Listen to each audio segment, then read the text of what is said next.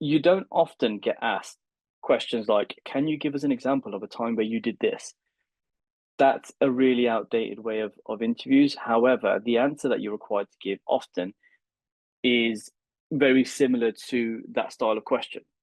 And what I mean by that is that the interviewer is looking for essentially live examples of where you can demonstrate that you've been involved in that particular competency.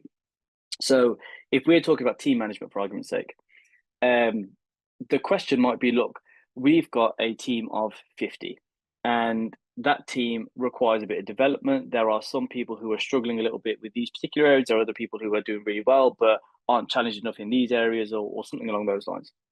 Now, what they're not looking for is for you to say something like, yeah, I could help with that. That's definitely something that is within my capacity. What they're looking for is an example of where you've done something like that. So you might say, yeah, do you know what? In my last role, I had a team of 35. That team of 35, I grew to 50. 10 of those guys were really struggling with the type of work.